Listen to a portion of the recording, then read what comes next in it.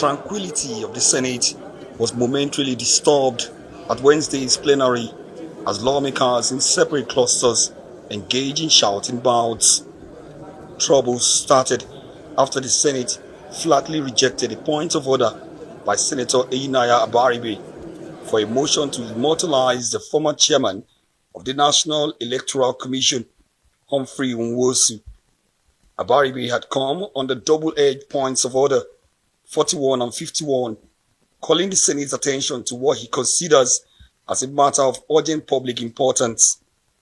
To Abaribe and mostly other senators from the southeast, Nwosu was the architect of June 12 and as such deserves a national recognition. Aware that the courageous defense of democratic electoral process during the 1993 presidential election led to the famous June 12 slogan, which ultimately confirmed Alhaji MKO Abiola as the winner.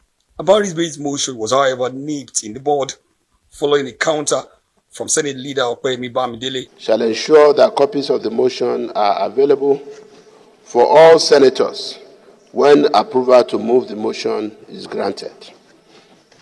This... Mr. President, they are all available. They are all there with them. We brought it. We don't have a motion. Well, From that moment on, Abaribe's motion looked dead on arrival, even as the nays eventually had the day after the voice vote. It's a bit controversial. Some see him as someone who truncated June 12. Some see him as a hero of June 12. So it's up to you. We'll put the question. Those in favor that this motion should go through, please say aye. Those against, say nay. The nays have it.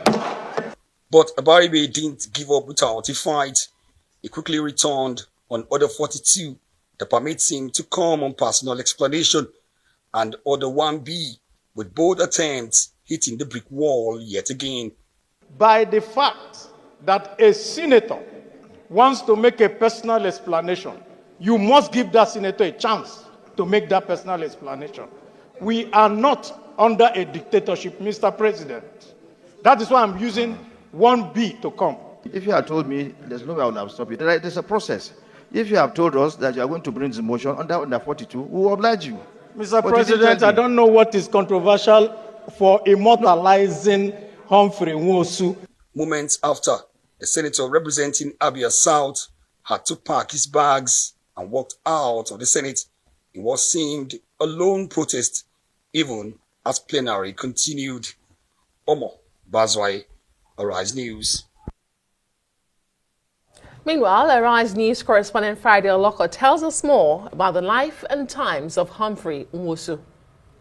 In Nigeria's history, one man whose name will remain a reference for scholars in politics and academia is Professor Humphrey Nwosu.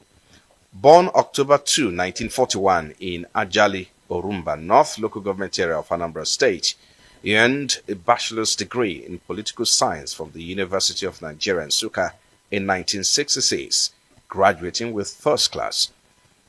He then proceeded to the University of California, where he earned a master's and doctorate degrees in political science in 1973 and 1976. Nwosu was appointed chairman of the National Electoral Commission by former military head of state, General Ibrahim Babangida, after his predecessor and former mentor, Professor Emiawa, resigned due to a disagreement with the president. Nwosu conducted the 12 June 1993 presidential election, which was won by MKO Abiola and has been described as the freest and fairest election to date. Nwosu's NEC introduced the Option A4 voting and the open ballot systems in which voters queued up behind the symbol of their parties to be physically counted and vote. He had released many of the election results when he was ordered to stop further announcement by the military regime. Among other feats, he is credited with the relocation of the INEC headquarters from Lagos to Abuja after erecting a magnificent structure He died on October 20, 2024